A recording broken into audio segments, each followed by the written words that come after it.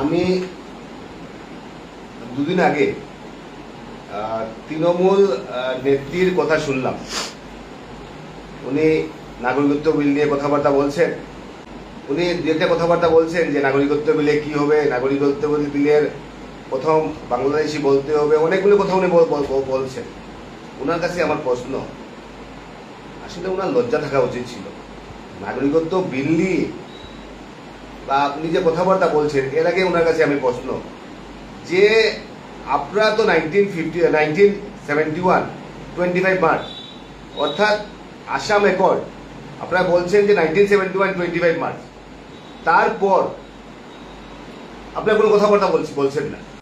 সবচেয়ে বড় ব্যাপার হচ্ছে গিয়ে যে নাগরিকত্ব বিল 2014 ডিসেম্বর অবধি, অর্থাৎ যারা 71 অবধি যারা ভারতবর্ষে যারা আসলো সবাই ভারতীয়, এবং তার জন্য আপনারা দেখেছেন যে এনআরসিতে যখন ফাইনাল লিস্ট আউট হলো, সেখানে বর্ডার অঞ্চলে অনেক সন্দেহভাজন এবং যারা সন্দেহ নাগরিকের নাম সেটাকে অন্তর্ভুক্ত হয়ে হলো।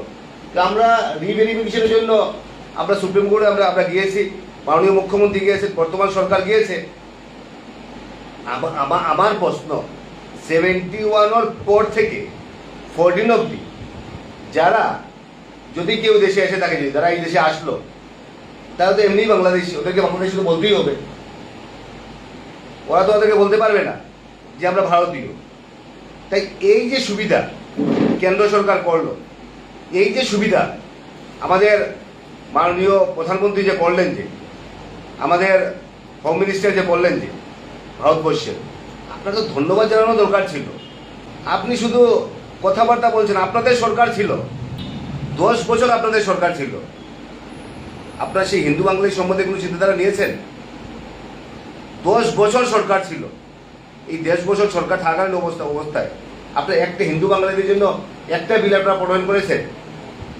আজকে নাগরিকত্ব বিল হলো, আপনারা বলতে পারতেন যে নাগরিকত্ব বিলে এই জিনিসটা আপনাদেরকে ধন্যবাদ জানাই, আমরা কেন্দ্র সরকারকে ধন্যবাদ জানাই, আমি ধন্যবাদ জানাই মাননীয় মুখ্যমন্ত্রীকে সেসবগুলো কেস ড্রপ করার জন্য। আজকে আপনি যে সিদ্ধান্ত নিয়েছেন, সেই সিদ্ধান্তের জন্য আমরা আপনাকে ধন্যবাদ জানাই, আপনাকে শুভেচ্ছা জানাই। আপনি কি কথা বলছেন যে আপনি যেভাবে কথাবার্তা বলছেন যে আজকে ডিক্লিয়ার ফরেনার, আজকে এনআরসি সব সমস্যা যে বর্তমান সরকার আসার পর সমস্যাগুলো সৃষ্টি হলো। আসলে এই যতগুলো সমস্যা, সেই সমস্যার পিছনে কার নেতৃত্বে এগুলো হয়েছিল, তখন সরকার কার ছিল, কারা এই জিনিসগুলো করেছিল, সেগুলো আমাদেরকে অনুধাবন করতে হবে। আপনার লজ্জা হয় না? আপনি সেই ওয়েস্ট বেঙ্গলে প্রণয়ন করেছেন নাকি? আপনি আপনার নেত্রীকে বলবেন নাকি যে কাকে আপনি ওয়েস্ট বেঙ্গলে প্রণয়ন করুন? ওয়েস্ট বেঙ্গল কার খুব দরকার? মুর্শিদাবাদে হিন্দুদেরকে হেনস্থা করা হলো, বাংলাদেশি মুসলমানরা, এবং আশ্রয় শিবিরে যেতে বাধ্য হলো সেই হিন্দুরা, সেই হিন্দু মহিলারা। ভারতবর্ষে হিন্দু মহিলারা নির্যাতিত হচ্ছে, আপনার এটার বিপক্ষে আপনারা কথা বলেন না। আপনাদের লজ্জা হয় না? এখানে এসে বড় বড় কথা বলেন। আপনি যদি এখানে বড় বড় কথা বলেন, যদি তা আপনি কি আপনার নেত্রীকে বলুন যে ওয়েস্ট বেঙ্গলে ইমপ্লিমেন্ট করা হোক, ওয়েস্ট বেঙ্গলে সেই কাকে আরো ইজি করা হোক, তখন বুঝবো আপনাদের সদিচ্ছা আছে। আপনাদের কোনো সদিচ্ছা নেই, এসে মানুষকে ভুল বুঝাবে।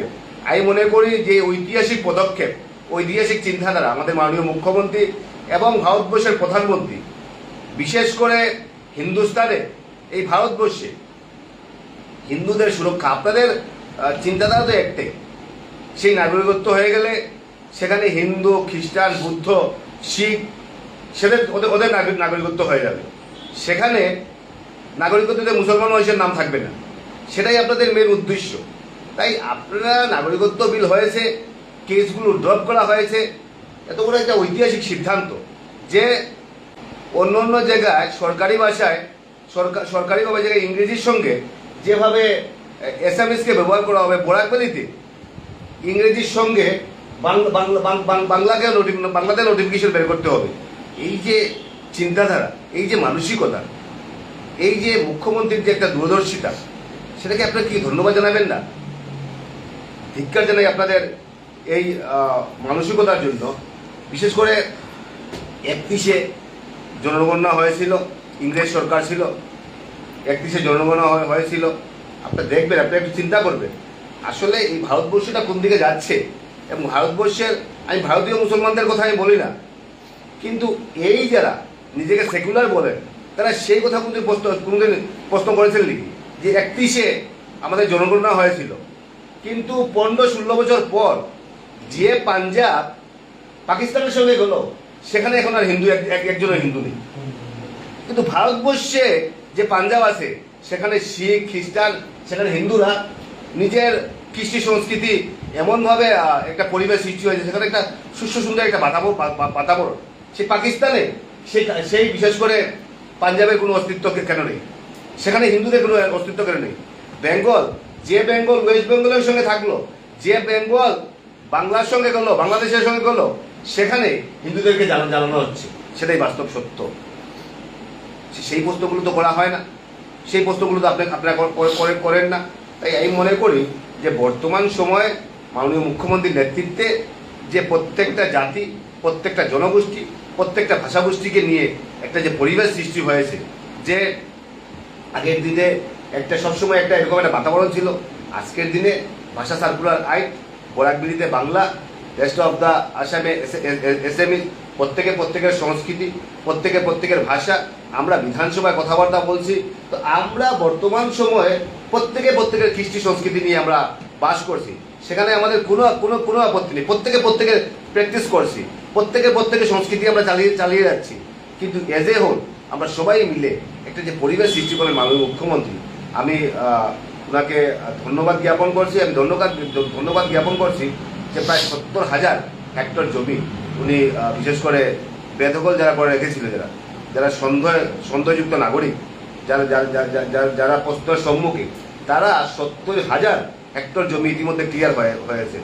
10 লক্ষ হেক্টর জমি এরকম গ্রাস করা আছে, সেইগুলো উচ্ছেদ করছেন মাননীয় মুখ্যমন্ত্রী। সেটা আপনাকে ধন্যবাদ জানাবেন না? সেটা কি ধন্যবাদ জানানোর যোগ্য নয়?